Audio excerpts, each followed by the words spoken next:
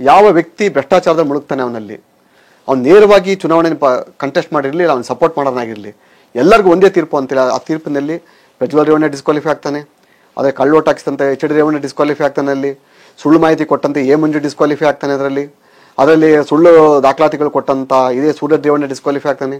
ಈ 4 ಜನ ತೀರ್ಪನ್ನು ಒಂದೇ ತೀರ್ಪು ಬರೀತಾರೆ ಅಂತ ಅಂದರೆ ನಾವು ಸರ್ ಎಷ್ಟು ಪೇಜ್ ಜಡ್ಜ್ಮೆಂಟ್, ಅದು 284 ಪೇಜ್ ಪುಟಗಳ ಜಡ್ಜ್ಮೆಂಟ್ ಬರ್ತದೆ ಅಂತ ಅಂದರೆ ಇದಕ್ಕಿಂತ ನ್ಯಾಯಾಂಗ ಇನ್ನೇನು ನಂಬಿಕೆ ಇಡ್ಬೇಕು ನಾವಿನ್ನ? ಈ ದೇಶದ ಜುಡಿಷಿಯಲ್ ಎಷ್ಟು ಸ್ಟ್ರಾಂಗ್ ಇದೆ ಅಂತ ನೀವು ಮೊದಲ ಸರ್ ಹೇಳಿದ್ರೆ ನನಗೆ ಆ ಯೋಗ್ಯತೆ ಹಂಗೆ ಇದೆಯಲ್ಲ ಗೊತ್ತಿಲ್ಲ, ಸುಬ್ರಹ್ಮಣ್ಯ ಸ್ವಾಮಿ ಅಂತೇಳಿ ಹೆಸರು ಕೇಳಿದ್ದೀನಿ ನಾನಲ್ಲಿ. ಅವರು ಕೆಲವು ಪುಸ್ತಕಗಳು ಓದ್ತೀನಿ ನನ್ನಲ್ಲಿ. ಯಾವತ್ತು ಬೆನ್ನು ಕೊಡಬೇಡಿ, ನೀವು ಯಾರಿಗೂ ಬೆನ್ನು ಕೊಟ್ಟು ಹೋಗಬೇಡಿ, ಯಾವ ವಕೀಲ ಕೂಡ ಅಲ್ಲಿ ಬೆನ್ನು ಕೊಟ್ಟು ಹೋಗಬಾರ್ದು, ಅಲ್ಲಿ ನೇರವಾಗಿ ಫೇಸ್ ಕೊಟ್ಟು ಮಾತಾಡಬೇಕು, ಫೇಸ್ ಕೊಟ್ಟು ಫೈಟ್ ಮಾಡಬೇಕು ಅಂತೇಳಿ ಆ ತತ್ವ ಸಿದ್ಧಾಂತ ಅಳವಡಿಸ್ಕೊಟ್ಟೆ ನಾನಲ್ಲಿ. ಸರ್ ಇವತ್ತು ನಾನು ಒಂದು ಕೇಸಲ್ಲಿ ಸ್ವಲ್ಪ ಡ್ಯಾಮೇಜ್ ಆಗಿದೆ ನನಗೆ, ಇಂಟ್ರಿ ಮಾಟರ್ಸ್ ನನಗೆ ಅಷ್ಟೇ, ನಾನು ಫೀಲ್ ಇಲ್ಲ, ನೆಕ್ಸ್ಟ್ ಸ್ಟೆಪ್ಸ್ ಇದೆ ನನಗೆ, ಅಲ್ಲಿ ನನಗೆ ಮೆಟ್ಲಿದೆ ನನಗೆ, ಅಲ್ಲಿ ನಾನು ಹಿಂದೆ ಹೋಗಲ್ಲ ಅಲ್ಲಿ. ಸೊ ಇಷ್ಟೆಲ್ಲ ನಾನು ಮಾಡ್ತಾರೋ ಉದ್ದೇಶ ಏನು ಅಂತ ಅಂದಲ್ಲಿ ನನ್ನ ಜಿಲ್ಲೆನ ಸೆಕ್ಯೂರ್ ಮಾಡ್ಬೇಕು ಫಸ್ಟ್. ನಾನು ಈ ರಾಜ್ಯದಲ್ಲಿ ಪ್ರಭಾವಿ ರಾಜಕಾರಣಿ ಕುಟುಂಬ ಅಂತ ಏನು ಹೇಳ್ಕೊಂಡಿದ್ದಾರೆ ಇವರಲ್ಲಿ, ಅವರ ನಿಜವಾದ ಮುಖವನ್ನು ಈ ರಾಜ್ಯ ಜನತೆ ಮುಂದೆ ಇಡಬೇಕಲ್ಲಿ.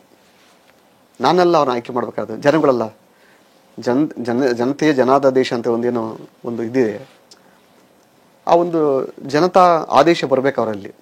ಈಗ ರೇವಣ್ಣನ ಸೆಲೆಕ್ಟ್ ಮಾಡ್ತಿರೋದು ಆ ಜನತೆ, ಅವ್ರ ಇಡೀ ಕುಟುಂಬನ ಸೆಲೆಕ್ಟ್ ಮಾಡ್ತಿರೋದು ಜನತೆಯಲ್ಲಿ.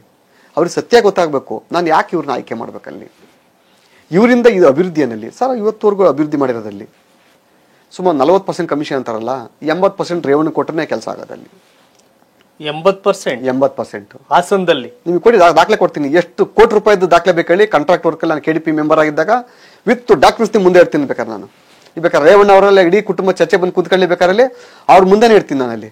ಸರ್ ಹೆಸರು ಮಾತ್ರ ಕಾಂಟ್ರಾಕ್ಟರ್ ಅಷ್ಟೇ, ಅಲ್ಲಿ ದುಡ್ಡು ತಗೋತದ್ದೆಲ್ಲ ಇವರೇ. ಇವತ್ತು ಅವ್ರು ಎಷ್ಟು ಪ್ರೆಷರ್ ಅವೆ, ಅವರು ಎಷ್ಟು ಗ್ರಾನೈಟ್ ಫ್ಯಾಕ್ಟ್ರಿಗಳವೆ, ಅಲ್ಲಿ ಯಾವ್ದು ಇವ್ರ ಹೆಸರಿಲ್ಲ. ಮೈಸೂರು ಎಷ್ಟು ಎಕರೆ ಜಮೀನಿದೆ ಇವ್ರದ್ದು, ಯಾವ್ದು ಇವ್ರ ಹೆಸರಿಲ್ಲ. ಮೈಸೂರಲ್ಲಿ ಎಷ್ಟು ಹೋಟ್ಲಿದೆ, ಯಾವ್ದು ಇವ್ರ ಹೆಸರಿಲ್ಲ. ಬೆಂಗಳೂರಲ್ಲಿ ಎಷ್ಟು ಮಾಲ್ಗಳವೆ, ಯಾವ್ದು ಇವ್ರ ಹೆಸರಿಲ್ಲ.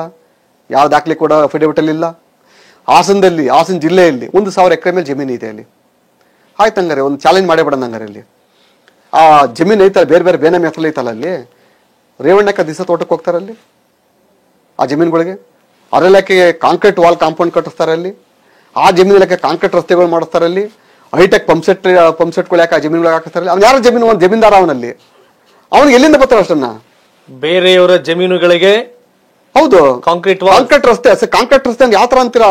ಕಬ್ಬಣ ಹಾಕ್ಬಿಟ್ಟು RCC ಮೋಲ್ಡಿಂಗ್ ಆಗ್ತಾರಲ್ಲ, ಆ ತರ ಕಬ್ಬಣ ಹಾಕ್ಬಿಟ್ಟು ಕಾಂಕ್ರೀಟ್ ರಸ್ತೆ ಮಾಡೋದಲ್ಲಿ.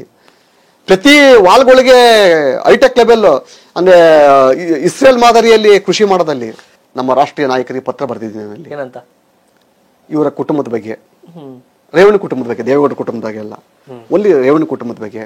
ಇವರೆಲ್ಲ ಅಕ್ರಮ, ಅನ್ಯಾಯ, ಅಶ್ಲೀಲ, ಎಲ್ಲ ಅಕ್ರಮ, ಅನ್ಯಾಯ, ಅಶ್ಲೀಲ ಭಾವನೆಗಳನ್ನ, ಗುಣಗಳನ್ನ, ಮತ್ತೆ ಇಲ್ಲಿರುವಂಥ ಭ್ರಷ್ಟಾಚಾರವನ್ನ ಪ್ರತಿಯೊಂದನ್ನು ನಾನು ಎಳೆಗೆ ಬರ್ದಿದ್ದೀನಿ ಅಲ್ಲಿ. ಮೋದಿಜಿಯವ್ರಿಗೆ ಬರ್ದಿದ್ದೀನಿ, ಸಂತೋಷಿ ಬರ್ದಿದ್ದೀನಿ ಅಲ್ಲಿ. ಮುಂದೆ ಅವ್ರ ಕುಟುಂಬಕ್ಕೆ ಆಗೋ ಅಂಥ ಒಡೆತನ ನನ್ನನ್ನು ನಿಷ್ಠುರ ಮಾಡಬಾರ್ದಾಗ